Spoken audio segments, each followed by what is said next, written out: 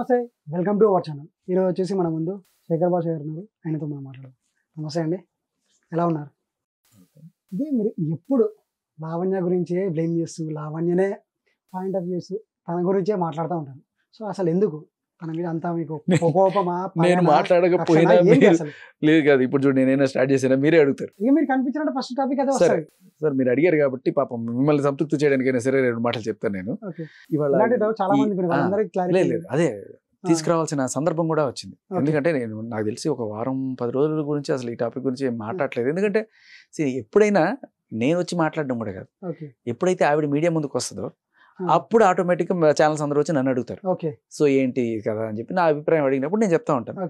So కాకపోతే ఏంటంటే ఒక ఛానల్ ఇప్పుడు నీకు ఇచ్చిన తర్వాత ఆయనకి ఇవ్వకపోతే ఆయన కోపం వస్తుంది. సో అలా నెంబర్ ఆఫ్ ఛానల్స్ ఎక్కువ ఉంటాయి, నీకు దానివల్ల అలా అనిపించవచ్చు. కానీ ఇప్పుడు నువ్వు ఎట్లా సందర్భం వచ్చింది కాబట్టి విషయం చెప్తా. అలేఖ్య చిట్టి పీకిల్స్ గురించి ఆవిడ బూతులు మాట్లాడిందని, తల్లిని తిట్టిందని చాలా పెద్ద రచ్చ జరిగింది. అంత రచ్చ జరిగిందా లావణ్య విషయంలో? జరిగిందా అంటే ఇప్పుడు ఆవిడ అంతకన్నా నీచమైన భాషలో రాజ్ తరుణ్ కానీ ఇంకా కొంతమందిని తిట్టింది. చాలా చాలా దారుణమైన లాంగ్వేజ్. వాళ్ళెవరు ఈవిడ అలా మాట్లాడిన దాఖలాలు మనం చూడలేదు. ఆవిడ తిట్టింది. వీలైతే అంటే ప్లే చేయడానికి కూడా ఓన్లీ తను మాట్లాడింది బయటికి తీసుకురొచ్చు అనుకోవచ్చు. అలా కూడా ఎలా అయినా అనుకోండి, కానీ ఒకటి ఇలా వచ్చినప్పుడు ఈ అలేఖ్య చిట్టి పికిల్స్కి మీద సంబంధించిన ఏదైతే రేంజ్ జరుగుతుందో అది ఆవిడ మీద ఎందుకు జరగలేదు? మేబీ అప్పట్లో జనాలు ఇంత పట్టించుకోలేదు. చాలా వరకు బీప్లేస్ వచ్చినాయి ఈ ఆడియోలు. సో సరిగ్గా పడాల్సిన ఇన్ఫ్లుయెన్సర్స్ చేతిలో పడలేదు ఈవిడ ఆడియో. లేకపోతే ఆడ అన్న మాటలు ఈవిడ చెప్పిన దాంట్లో 100వ వంతు. లావణ్య భూత పురాణంలో ఇవి 100వ వంతు. ఇక మీ ఇందాక మీరు ఏదో అడిగారు, ఏంటి వాళ్ళు తిట్టిన మాటలు దాచిపెట్టేసి ఈవిడ మాటలు మాత్రమే. సో ఇప్పుడు మీకు గమనిస్తే లావణ్య రకరకాల ఆధారాలు, ఇదిగో ఆధారాలు, అదిగో ఆధారాలు, ఇదిగో కాల్ రికార్డు, ఇదిగో మెసేజ్, ఇన్ని పెట్టుకున్న ఆవిడ అది పెట్టుకోదా? అంటే ఈ కాల్ రికార్డ్ ఏదైతే ఉందో ఆ గంట కాల్ రికార్డ్ ఆవిడ దగ్గర కూడా ఉంది. చూపించుకోనండి ఆవిడ వచ్చి. దాచిపెట్టడానికి ఏం లేదు. కాకపోతే దాంట్లో ఏంటంటే ఇప్పుడు నేను కూర్చోబెట్టి గంట సేపు మీకు వినిపించాను అనుకోండి, ఎవరికి రా ఉపయోగం అనుకున్నట్టు ఉంటుంది. సో దాంట్లో హైలైట్స్ మాత్రమే అక్కడ ప్రొజెక్ట్ చేసాం. లేకపోతే మీరు వినాలంటే ఒక గంట కాల్ ఉంది, ఆవిడ అడిగితే ఆవిడే ఇస్తుంది. ఆ గంట కాలం విన్నా కూడా మీకు ఏమీ దొరకదు దాంట్లో. అది కరెక్ట్ గా ఇప్పుడు ఈ అలేఖ్య చిట్టి పీకిల్స్ వాళ్ళు ఎవరైతే ఇట్లా బూతులు మాట్లాడుతున్నారో ప్రపంచం అంతా ఒక్కటై వాళ్ళకి గట్టిగా బుద్ధి చెప్పింది. మామూలుగా కాదు, మళ్ళీ నెక్స్ట్ టైం అనకుండా. వాళ్లే కాదు, ఇలా ఎవరైనా సరే ఒక మనిషిని తల్లిని దూషించాలి అనుకుంటే నాన్ వేష్ లాంటి వాడు కూడా ఆఖరికి జాగ్రత్త పడాల్సిన పరిస్థితి వచ్చింది ఇవాళ. సో గట్టి మెసేజ్ సోషల్ మీడియా సోదరులు, నెటిజన్స్ అందరికీ కూడా మనం ఒక సలాం కొట్టాలి. ఎందుకంటే చాలా మంది మధ్యలో వచ్చి అయ్యో పాపం ఆడపిల్లలు కదా, ఏదో బిజినెస్ చేసుకుని బతుకుతున్నారు కదా, వదిలేయండి అని చెప్పి, ఇంక్లూడింగ్ ఈ అన్వేష్ కూడా చెప్పడం జరిగింది. కానీ ఎప్పుడైతే మళ్ళీ దానికి తోడు మా అక్క హాస్పిటలైజ్ అయిపోయింది, మరి ఆ తిట్లకే నువ్వు హాస్పిటలైజ్ అయిపోతే, నువ్వు తిట్టిన తిట్లకి వాడు హాస్పిటల్ అయిపోతే కదా. ఇప్పుడు ఏంటంటే ఎవరైనా సరే తల్లిని తిట్టడం అనేది చాలా పెద్ద నేరం. ఈ నేరానికి చట్టంలో శిక్ష లేకపోయినా జనాలు గట్టి సమాజంలో శిక్షిస్తుంది. అదృష్టం బాగుండి లావణ్య తప్పించుకుంది. ఆవిడ తిట్టిన తిట్లు నిజానికి కరెక్ట్ గా ఇన్ఫ్లుయెన్సర్స్ లో పడలా. అది ఏదో నేనేం పెద్ద అప్పట్లో ఎంత ఇన్ఫ్లుయెన్సర్ కూడా కాదు. నేను నా ఇన్స్టాగ్రామ్ లోను నా యూట్యూబ్ లోను ఏ రోజు పెట్టుకోవాలా. ఎవరన్నా జనాలు అడిగితే నీలాగా ఎవరన్నా ఇంటర్వ్యూకి పిలిచినప్పుడు వాళ్ళకి అంతే తప్ప నేను ఏ రోజు. కానీ జరగాలి, ఎందుకంటే జనాలు ఎప్పుడైతే ఇటువంటి లాంగ్వేజ్ని వెల్కమ్ చేయట్లేదు.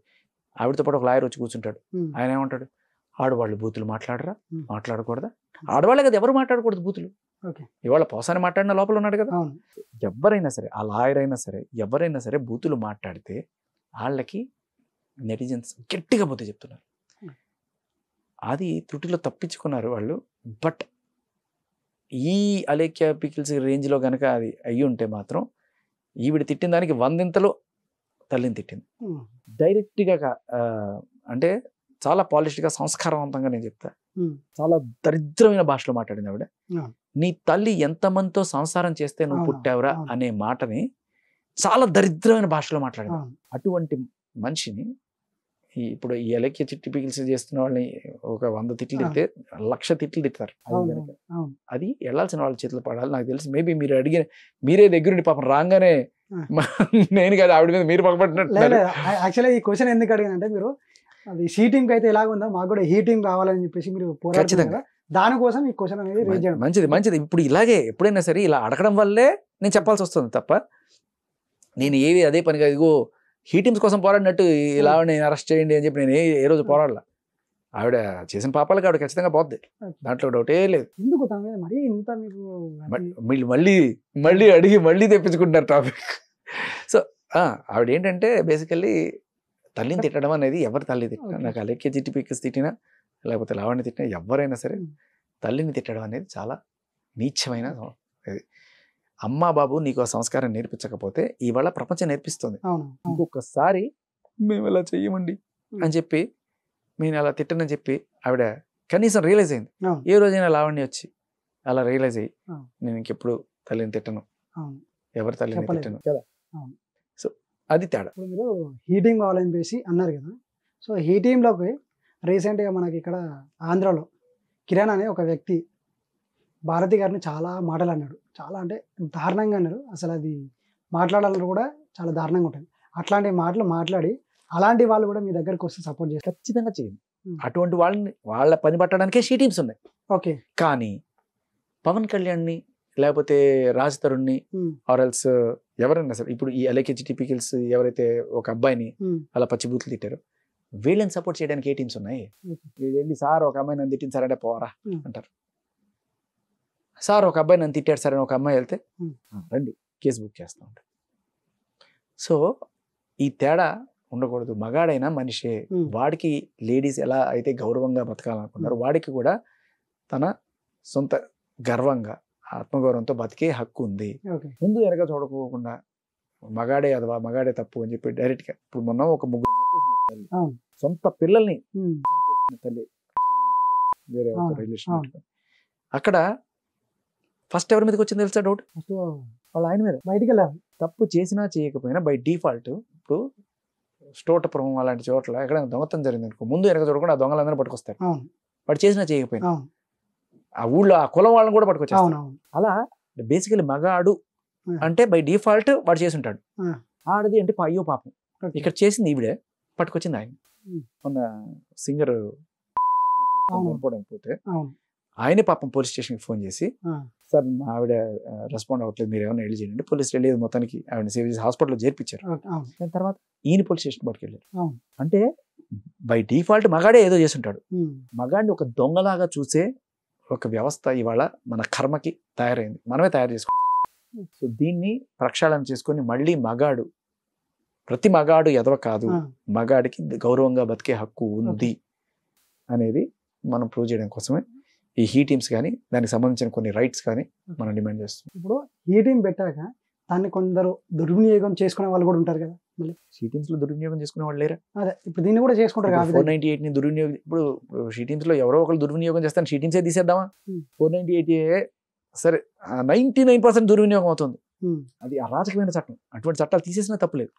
అది దారుణం. అది అంటే ఎక్కువ అయితే కదా, ఎక్కువ అవడం కూడా కాదు. నేను చెప్తాను, ఎటువంటి సాక్ష్యాధారాలు లేకపోయినా కూడా ఒక కంప్లైంట్ని బేస్ చేసుకొని ఇప్పుడు నీ భార్యకి నీ మీద కోపం ఉంది, ఏదో సినిమాకి తీసుకెళ్ళమంది లేకపోతే ఏదో మల్లెపూలు పట్టమంది పట్టరాలేదు మర్చిపోయి వెళ్ళావు, ఎవరికి పట్టుకెళ్ళావరా, ఎవరి గురించి ఆలోచిస్తున్నావు నువ్వు అని చెప్పి నేను సాధించడం మొదలెట్టింది, లేకపోతే చేసింది పేరలా, లేకపోతే అలా తిట్టింది, లేకపోతే మీ అమ్మని తిట్టింది, ఏదో చేసింది, నువ్వు ఏదో తిరగబడ్డావు, గొడవ పెద్దదైంది, డైరెక్ట్గా వెళ్ళి పోలీస్ కంప్లైంట్ ఇచ్చింది. మీరు ఏమవుతారు?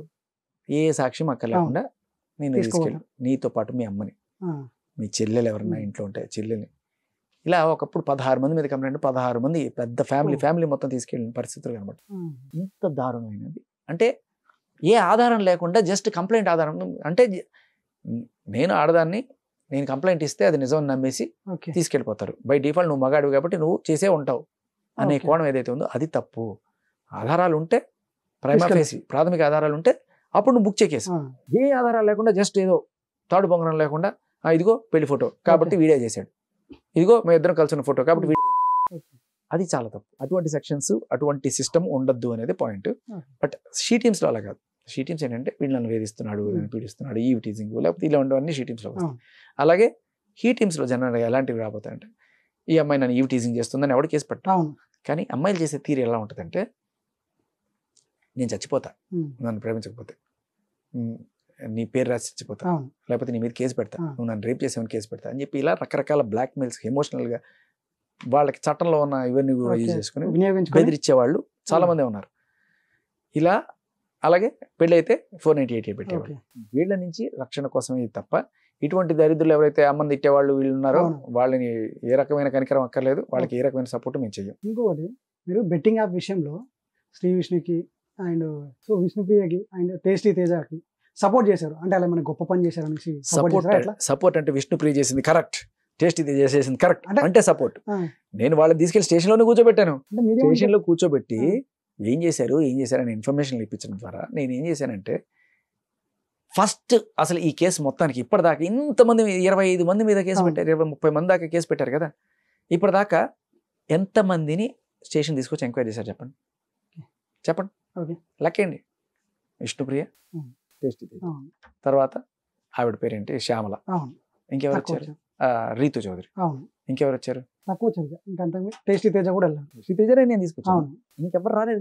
మరి ఇప్పటిదాకా పోలీసులకు ఏదైనా ఇన్ఫర్మేషన్ ఏమైనా వచ్చిందంటే దాంట్లో 4, ఆ 4లో 3 నా ద్వారా వచ్చిన వాళ్ళే కదా. మరి ఇది మంచిదా చెడ్డదా? ఇప్పుడు దాకా నేను వాళ్ళని కూడా తీసుకురాలేదు అనుకో, అసలు ఎవరు ఈ మధ్యవర్తులు ఎవరి ద్వారా ఇవి వస్తున్నాయి పట్టుకునే లీడ్స్ అయినా దొరుకుతాయి కదా పోలీసులకి. నేను ఏ రోజైనా సరే వీళ్ళు చేసింది రైట్, వీళ్ళు కరెక్ట్, ఇలాగ చేయండి అని లేదు కదా. ఖచ్చితంగా బెట్టింగ్ యాప్ అగ్నెస్ట్ వాళ్ళు తెలిసి చేశారో తెలియక చేశారో, బట్ చేసినప్పుడు నువ్వు డైరెక్ట్గా వెళ్ళి పోలీస్ స్టేషన్లో చేస్తే నీకు అట్లీస్ట్ అరెస్ట్ కాకుండా ఉంటుంది. నువ్వు ఫస్ట్ వెళ్ళి చెప్పు. అందుకని నేను వాళ్ళని అక్కడ తీసుకెళ్ళాను. అది నేను చేసింది అది. ఇది రైటా రాంగా? ఇప్పటిదాకా మరి పోలీసులు ఎంతమందిని తీసుకొచ్చారు అలా? దాంట్లో పెద్ద పెళ్ళే ఉన్నాయి కదా, మరి వాళ్ళని తీసుకురాలేకపోతున్నారు కదా. అందరూ బెయిల్స్ అని అక్కడని ఎక్కడైనా వెళ్తున్నారు కదా. సో ఎవరన్నా వచ్చారంటే అది నేను తీసుకొచ్చాను. మరి మిగతా వాళ్ళు కూడా రావాలి కదా, వాళ్ళని కూడా తీసుకురాకుండా ఉంటే మంచిగా అనిపించేది నీకు? సపోర్ట్ చేసేనని అనుకుంటున్నావు నువ్వు, వాళ్ళని కూడా తీసుకురాకుండా ఉంటే మంచిగా అనిపించేది నీకు? అఘోరి అండి, లేడీ అఘోరి. సో ఆ అమ్మాయిని ఆవిడ వచ్చేసి ఒక అమ్మాయిని తీసుకొని వెళ్ళిపోయింది. సో అసలు వాళ్ళ విషయంలో ఏం జరుగుతుంది? ఒకసారి తీసుకెళ్ళిన తర్వాత వదిలేసింది, వాళ్ళ పేరెంట్స్ తెచ్చుకున్నారు, ఇప్పుడు మళ్ళీ రీసెంట్గా మళ్ళీ వెళ్ళిపోయింది అమ్మాయి. అసలు ఏం జరుగుతుంది వాళ్ళ విషయంలో? ఆవిడ మేజర్, ఆవిడ డిసిషన్ ఆవిడ తీసుకోగలదు. ఆవిడకి ఆయనతో ఉండాలి, ఆయన లేకపోతే ఆవిడ ఉండాలనుకుంటే ఉండొచ్చు. ఆయన అఘోరినా లేకపోతే ఇంకోట అనేది ఆయన అది. అయితే ఆయన అఘోరి కాబట్టి ఆవిడ సరే అఘోరి కాబట్టి ఇలా పెళ్ళిళ్ళు ఇవన్నీ కూడా చేసుకోకూడదు అని చెప్పి అఘోరి ఇలా సంబంధించిన ఉంటుంది. అఘోరి అనే వాడికి ఒక రిజిస్ట్రేషన్, వాడికి ఒక ఓటర్ కార్డు, లేకపోతే వాళ్ళకి ఒక ఇప్పుడు నువ్వు జర్నలిస్ట్ మిత్రులకి ఒక జర్నలిస్ట్ కార్డు ఇచ్చినట్టు అఘోరీలకు కూడా ఏమైనా కార్డు ఇస్తుందని నాకు తెలియదు. అలాంటిది ఏదైనా ఉందా? నాకు తెలిసి అఘోరి అనేది ఒక అఘోరి అనేది ఒక పద్ధతి, వే ఆఫ్ లైఫ్ అది. దానికి ఎవడు కార్డు ఇవ్వాల్సిన పని లేదు. వాడు సర్వసంగ పరిత్యాగలాగా వాడు బూడిద బోస తిరుగుతుంటాడు, ఎవరు తింటుంటాడు, వాడి పద్ధతి అది. దానికి వాడు ఎవరి దగ్గర కార్డు తీసుకొని నేను అఘోరా అని చెప్పి బెళ్ళ చేసుకోవాల్సిన పని లేదు. సో అలా ఆయన ఇష్టం అయింది, ఆయన అఘోరి స్టైల్లో బతకాలనుకుంటే ఆయన ఇష్టం. ఈవిడ అఘోరితో ఉండాలా లేకపోతే అఘోరాతో ఉండాలా అనేది ఆవిడ ఇష్టం. ఆవిడ కంప్లీట్ గా ఉండొచ్చు. కాకపోతే ఇక్కడ ఒకళ్ళ బాధ, వాళ్ళ పేరెంట్స్ బాధ. మరి 20 ఏళ్ళు 22 ఏళ్ళు కానీ పెంచి అన్ని చేసిన తర్వాత ఇవాళ ఏంటమ్మా మాకు ఈ క్షోభ, ఇది దీంట్లో ఒక కొంత న్యాయం ఉంది. కానీ మనం తెలుసుకోవాల్సిన విషయం ఏంటంటే పెద్దలు ఎవరైనా సరే పిల్లల్ని కనగలం కానీ వాళ్ళ రాతలను నువ్వు కనలేవు. ఒక స్టేజ్కి వచ్చిన తర్వాత వాళ్ళు రెక్కలు వచ్చిన పక్షులాగా ఎగిరిపోతారు. ఎప్పుడు కూడా నువ్వు చెప్పినట్టే చేయరు. కాకపోతే ఇక్కడ తెలుసుకోవాల్సిన విషయం ఏంటంటే అమ్మాయి తన కాళ్ళ మీద తను నిలబడే స్తోమత సంపాదించుకున్నప్పుడు, అంటే ఇప్పుడు బీటెక్ ఏదో చేస్తుందన్న ఫైనల్ ఇయర్ అయిపోయిన తర్వాత కనీసం ఒక మంచి ఉద్యోగం చేసుకుని తన కాళ్ళ మీద తను నిలబడగలగదు అనుకునే ఒక ధైర్యం ఉన్న తర్వాత ఇటువంటివి చేస్తే ఒక ఇది ఉంటుంది. అంటే ఇప్పుడు కరెక్ట్గా చదువు ఫైనల్ ఇయర్లో ఉన్న టైంలో మన చట్టాలు కూడా ఏంటంటే 18 ఏళ్ళకి మేజర్ అంటే అప్పుడు వాళ్ళ చదువు కూడా కంప్లీట్ అవ్వదే. ఇప్పుడు మేజర్ అని నువ్వు ఎప్పుడు డిక్లేర్ చేయాలి అంటే వాడి కాళ్ళ మీద వాడు నిలబడగలిగిన వాడే మేజర్. లేడీ అయినా జెంట్ అయినా అన్ని చట్టం రావాలి. లేకపోతే ఏమవుతుందంటే వీళ్ళకి ఏమీ తెలియదు. 18 ఏళ్ళకి మేజర్, వాడికి బయటికి వెళ్ళి ఎలా బతుకుతావు నువ్వు? మేజర్ అయితే నువ్వు బతకగలవా? వెళ్ళు, నీకు ఎవడో జాబ్ రావాలంటే నీ చదువు కంప్లీట్ అవ్వాలి కదా కనీసం. సో ఆవిడ కనీసం చదువైనా కంప్లీట్ చేసుకుంటే బాగుండేది. కానీ మన చట్టాల్లో ఉన్న వెసులుబాటు జాబ్ చేయాలంటే నువ్వు భయపడిపోతావు, మరి జాబ్ చేయలేవు, ఇంకా డిపెండ్ అయిపోయి. జాబ్ చేయడం నీ డిగ్రీ కూడా కావాలి కదా కనీసం. ఇప్పుడు నీ చదువు ఇంత కష్టపడి పేరెంట్స్ అంతా చదివించింది కరెక్ట్ గా అంతా అదని ఏమంటారంటే పంచభక్ష పరిమాణాలు అన్ని పెట్టి నువ్వు వేసినట్టు అంత నేను ఇంజనీరింగ్ చేస్తే ఫైనల్ ఇయర్ లో ఉండగా కరెక్ట్ గా నువ్వు టక్మని వాడితో వీడితో వెళ్ళిపోతే అదేదో చదువు కంప్లీట్ చేసుకున్న తర్వాత వెళ్ళిపోయినా వేరే అర్థం. రేపు ఏదో గొడవ అయ్యి వాడితో నువ్వు కాదనుకుని వచ్చేసిన తర్వాత వాడితో ఆమెతో సరే వచ్చేసిన తర్వాత నీ మన నువ్వు బతకడానికి ఏదైనా ఉంటది కదా. అండ్ ఇంకో ఏం చెప్తాం ఇంకా అటువంటి ఇది మన చట్టం కూడా ఇప్పుడు ఒకటి తీసుకొస్తున్నారు కొత్తగా. ఏంటంటే 18 ఏళ్లకి అమ్మాయిలకి పెళ్లి చేసుకునే వయసు, అబ్బాయిలకి 21 ఇప్పటిదాకా. మేబీ నెక్స్ట్ ఇయర్ నుంచో 21 ఏళ్ళకి పెడుతున్నారు మెజారిటీ. అమ్మాయిలు కూడా 21 ఏళ్ళు వస్తేనే పెళ్లికి అర్హురాలు. సో అది ఇప్పుడు లేదు కాబట్టి ఆవిడ 21 క్రాస్ చేసేసింది కాబట్టి, ఐ మీన్ 18 క్రాస్ చేసింది. నెక్స్ట్ ఇయర్ నుంచి అయితే 21 క్రాస్ చేయాలేమో. దానివల్ల ఏమవుతుందంటే 21 అనేది ఎందుకు పెడుతున్నా అంటే కనీసం 21 ఏళ్ళకి నీకు 20 ఏళ్ళకి డిగ్రీ కంప్లీట్ అయిపోద్ది, 21 ఏళ్ళకి నీకు ఏదో ఒక జాబ్ చేసుకునే ఇది వస్తుంది. సో నీ కాళ్ళ మీద నువ్వు మేజర్. ఇది గట్టిగా రావాలి. తల్లిదండ్రుల ఆందోళన కూడా అదే, ఆవిడ సుఖంగా ఉంటే అంతకన్నా ఏం కావాలి వాళ్ళకి. దీనికి తోడు ఒకటైతే రిక్వెస్ట్ చేసుకునేది ఏంటంటే ఆ తల్లిదండ్రులు ఎంత బాధ ఉన్నా కూడా అమృత ప్రణయ్లో ఆ ప్రణయ్ పరువు హత్యలు చేస్తుంటారు. ఇటువంటి దరిద్రానికి మాత్రం మీరు ఒడిగట్టకండి. ఆవిడ జీవితం ఆవిడ చూసుకుంది, మీరు చెప్పాల్సింది చెప్పారు. ఎన్నిసార్లు తీసుకొస్తారు? ఒకసారి తీసుకొస్తారు, 2 సార్లు తీసుకొస్తారు. ఆవిడ పోయిన తర్వాత ఇంకేం చేస్తాం? ఇంత చేసినా కూడా సర్లేరా బాబు అఘోరించి అంటాం. అఘోరితోనే అఘోరిస్తారు అంతే, ఇంకేం చేస్తారు? పిల్లల్ని కనగలవు కానీ వాళ్ళ రాత్రులను కనలేము అంతే. బిగ్ బాస్ కలర్ బట్టి అడుగుతున్నాను, కొన్ని వేరే బిగ్ బాస్లలో అది అనేసి చూపిస్తూ ఉంటుంది. మరి అట్లాగే మన తెలుగు బిగ్ బాస్ లో కూడా ఏమన్నా ఉన్నదా? అంటే అది కనిపించకుండా ఏమన్నా ఆశపడుతున్నా లేదు. అంటే చూసే వాళ్ళు చాలా మంది అదే అడుగుతుంటారు, అనుకుంటారు అడుగుదామంటే ఎవరు కల్పించారు కాబట్టి. అంటే మేబీ ఇప్పటిదాకా అయితే బిగ్ బాస్ 18+ షో అయితే వేసినట్లేదు మన తెలుగులో. ఇప్పుడు అందరివాడి కాస్త నువ్వు కొందరివాడు అయిపోయావు అనుకో, రేటింగ్లు తగ్గుతాయి. అవును. అండ్ ఇంకోటి కూడా అది సజెస్టబుల్ కూడా కాదు. ఇప్పుడు ఏంటంటే మేబీ ఆ టైప్ షో పెట్టుకొని నువ్వు అలా చేసుకుంటే ఓకే. ఇది ఆబాల గోపాలం చూసే ఫ్యామిలీ షో లాగా అయిపోయింది. దీంట్లో నువ్వు ఏం చేసినా కూడా కోడిగుడి గీకలు పీకేస్తారు.